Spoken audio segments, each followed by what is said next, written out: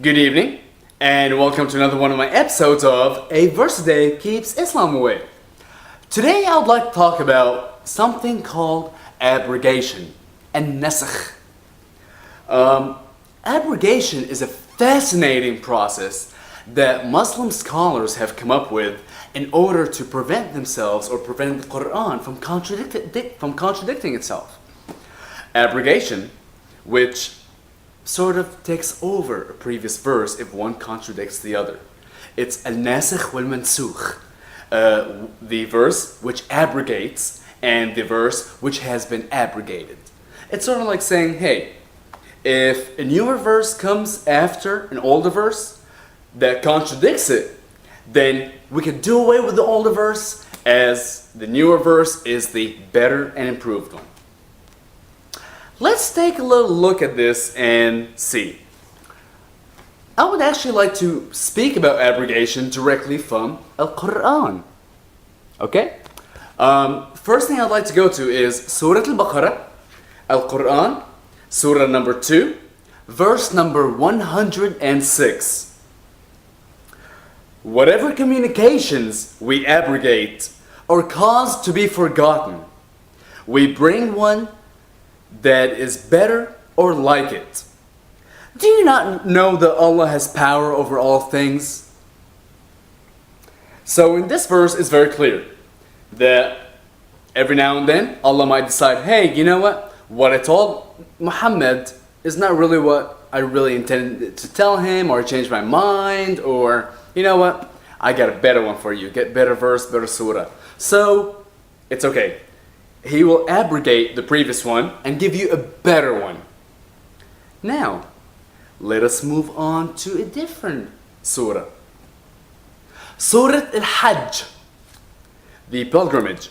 Al-Quran, book number 22, verse number 52. And we did not send before you any apostle or prophet, but when he desired, the shaitan made a suggestion respecting his desire. But Allah annuls that which the shaitan casts. Then does Allah establish his communication, and Allah is knowing and wise. Before I move on, I just want to mention the Arabic for this one, because in the previous verse it actually mentioned the word abrogation in it. Yes, we abrogate. However, this one, it talks about, but Allah annuls. That's how it's translated. Let's look at the Arabic, see if the word nasakh is in there.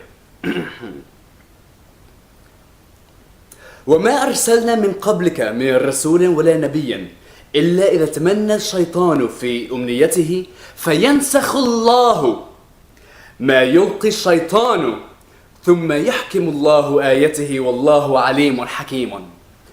It actually uses the word abrogation in Arabic. So it's actually saying that God will realize that a previous verse has actually been given by the shaitan, by the devil, and then he'll say, oh my God, or oh my me. This verse has been given by the devil, therefore I must give a different verse. So tell me, Muhammad, how do we know which verses were given to you by the shaitan, which verses were given to you by Allah? If every now and then Allah realizes 50, 60 chapters later that, hey, one of these verses slipped by from a shaitan, he's going to abrogate it and clean it up. Does that not sound a little preposterous to you? Alright, one last thing I'd like to mention is, a few days ago I made a video, and the video was about Islamic tolerance of other religions. I mentioned in it Surah number 109, Surah Al-Kafirun, in which it was mentioned that to you be my religion, to me be my religion, and I'm not going to go through the whole thing again, you can look at it. But essentially it's a laissez-faire type of attitude. You do whatever you want and I will do whatever I want. And this one is one of the very last surah Surah number 109 in the Quran. Therefore, obviously, it abrogates everything before it. Everything that says about اقتلوا الكفار, kill the non-believers, fight, do not take Christians or Jews as friends, hate the Jews, kill the Christians.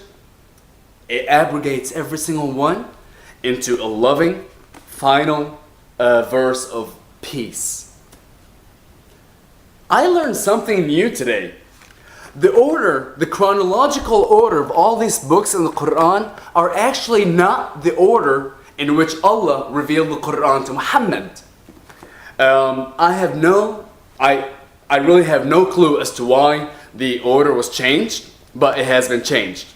And all Islamic scholars agree upon a real order in which every surah was revealed to Muhammad through the angel Gabriel, whether he was a fly or whatever form he took. Now,